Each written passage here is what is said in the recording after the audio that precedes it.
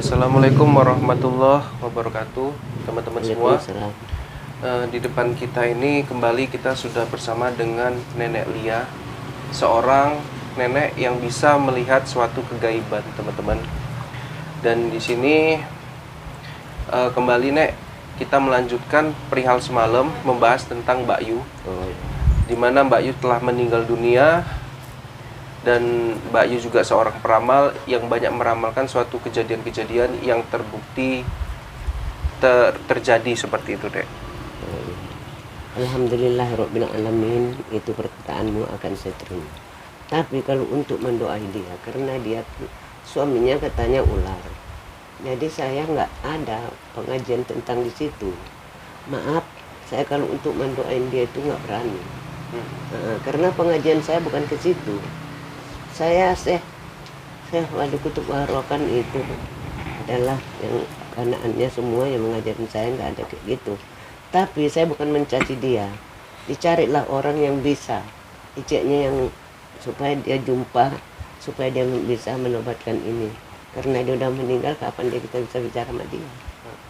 Nah, nenek bukan nggak mau, tapi nenek nggak, segi di situ nggak ada pelajaran nenek, karena dia suaminya ular. Dan ada yang bilang mulai dari kecil dia sudah kenal sama si ular tadi. Jadi kenapa keluarga dia ini kenapa tidak mau? Banyak juga yang kiai saudaranya, kenapa enggak diangkat dia dari itu? Itu kan seumur hidup jadi dosa dia. Ular itu enggak bisa jadi suami, nah. Iya, karena dia itu tidak ada ular itu yang diizinkan Allah. Yang diizinkan Allah adalah manusia sama manusia. Jadi yang saya sesalkan keluarga dia, kenapa waktu dia hidupnya enggak dicabut dia dari situ. Nah, jadi saya bukan mencaci dan bukan mengapa, tidak. 10 kali pun, 100 kali pun dia jadi paranormal. Itu perempuan ini termasuk kelakuan yang keji kalau bagi pengajian saya. Nah, di situ. Kenapa dia bersuami ular? Saudaranya pun banyak yang pintar dan dia seorang peramal. Kan tentu dia tahu haram dengan yang halal. Saya di situ nggak ada pengajian saya, maaf, nggak berani saya ikut campur saya gitu. Nah, dan saya kemarin ada yang bertanya, kalau saya lihat dia memang masih hidup, tapi dia tidak ada bicara, dia terbaring begini. Nah, tapi ya udahlah, sedalam-dalamnya saya nggak ngomong ya. Yang saya lihat kayak gitu. Nah, berapakah sakitnya? Pakai kain baju hitam takut segini, miring ya. Saya nggak bohong kok, ambil Quran pun saya ada sembahyang, itu yang saya lihat. Nah, jadi ini sekarang bagaimanapun, kalau untuk dia nak, maaflah saya nggak berani. Iya, Nek, nggak apa-apa. Berat itu loh, tanggung jawabnya mulai dari muda dia ikut ular. Anaknya ada 3, tunjukkan dengan adik-adik dia anaknya itu. Biar dicabut anaknya menjadi manusia yang sempurna. Nah, itu aja permohonan saya. Kalau memang adiknya banyak juga yang paranormal dan macam mana, cabutlah anaknya yang 3 itu.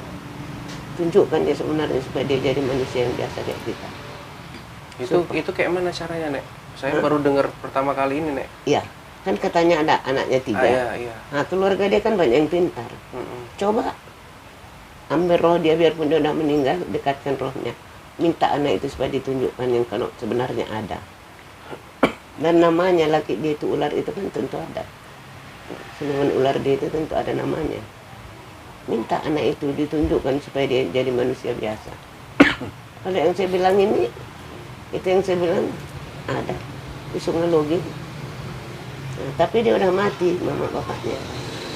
Jadi orang, tapi hanya dia bisu perempuan. Nah, di Air Batu pun ada. Dia pergi mancing. Dia jumpa seorang ikan besar kali. Jadi ikan tadi itu namanya kalau di sana apa ya? Bukan danau mungkin.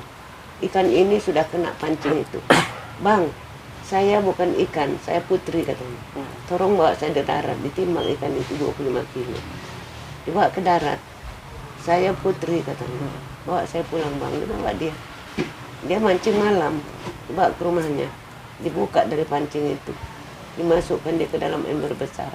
Tapi dia bukan ikan, dia adalah putri. Iya.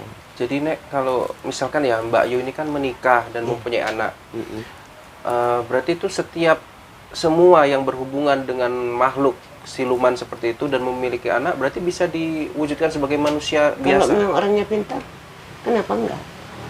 Di Sungai Leging itu orangnya pintar. Jadi dia nikah dengan siapa? Tuan Kadinya mana? Nah, tunjukkan. Nah, kalau keluarganya banyak yang pintar, banyak yang ini, di mana dia nikahnya? Tuan Kadinya siapa? Bukan enak loh dek yang beragama ini. Iya, benar. Dek Deni, saya bilang ya, maaf. Kalaupun Dek Deni memang tidak sebahat dengan dia, dengan apa? Karena banyak dia penggemarnya di dunia. Tapi saya rasa banyak kali di hutan nggak semua jadi pohon. Banyak manusia di dunia tidak semua bermohon. Ya, 9.000 pun dia. Kalau memang satu dia yang benar, itulah dia. Dialah menampak nanti rambut di belah 7, titian sirotol mustaqim. Dan dialah nanti surga jannatul naim. Kalau dia memang betul jujur. Tapi saya rasa na'udzubillah min dzalik. Kalau dia berkawan dengan ular, tidak ada ampunannya dia. Allah itu nggak meridoi. Tidak ada di dalam kitab meridoi kayak gitu. Nah, jadi dia mencari apa di dunia coba? Jangan ya menjadi kita ayat 1.000 dinar. Hanya kita ingin tenar di dunia. Carilah duniamu tapi jangan tinggalkan akhiratmu. Itu nggak salah itu. Jadi kita tertenar pun nama kita. Kalau kita hanya seperti ayat 1.000 dinar, dapatmu itu kan ayat itu. Coba baca. Ayat 1.000 dinar coba baca. Dia berkawan sama orang miskin jarang mau. Karena dia namanya tertenar. Itu dulu kedengaran wahyu dari langit. Coba baca. Wa may yattaqillaha warzuqhu Allahu makhraja wa maruhu min haitsu la yahtasib wa ma tawakkala 'alallahi fa huwa hasbuhu innallaha balighu raja bi kulli syai'in qadar. Jangan kita terkenal kita terus kita membanggakan diri. Jangan. Sewaktu-waktu harta sudah banyak, sudah penuh satu kapal berlayar di tengah lautan tenggelam. Dia sangat benci dengan orang miskin, orang bodoh. Nah, jadi lewat kapal layar, tolonglah aku seberangkan ke sana, diseberangkan. Oh, rupanya kau ya yang paling sombong. Dan kau karena terkenar, nggak tanggung hebatnya. Ditinggalkan jadi rangka dengan harta yang tenggelam. Jadi sepertinya dia mati. Siapa yang ngakui dia waktu mati? Siapa yang ngajari dia? Tapi udah dibilang, mayukah siapakah Tuhanmu? Mayukah siapakah imammu? Mayukah di mana kiblatmu? Dan di mana kau saudaramu? Jawab. Itu pertanyaan pertama sayang. Keduanya, bicara semua kaki, tangan, mulut, hidung, kuping, mata. Sayangkan sayang dari atas, saya tidak mau nampak. Karena dia nggak ada memperbuat. Tapi kalau enggak saya di atas duluan, saya nampak kelakuan macam mana. Allahu Akbar. Bukan tanggung guna. Itu besinya panjang kayak tombak. Itu dari wajah. Dicucuk mulut kita ini dari mulut ini sampai ke bawah, dari bawah dicucuk lagi. Hati-hati berbicara. Keluar dari mulut kita bukan kita punya. Biarlah kita susah asalkan kita jangan yang enggak. Saya minta karena Deni ini mungkin itu entah saudara entah siapa dia kurus, tapi nggak kurus kali kayak saya. Itu rambutnya nggak pendek. Tapi entah udah almarhum, tapi nenek-nenek pun yang kalian nggak tahu. Nah, jadi itulah saya bilang, saya memang nasihati Deni, jangan menyimpangnya. Tolong, mungkin dia sayang sama aku. Saya mendoa jarang kan saya keluar air mata sayang. Itu maka saya bilang, jadi boleh ini ketahuin, tapi jangan ikut jejak. Ya, dia tidak akan dikawin Allah itu tidak. Allah tidak akan mengeridoin itu. Dan siapa yang menikahkan dia yaumil mahsyar, tunggu. Iya kok di dunia ini memang enak, dia tidak berpulang, berhati-hati.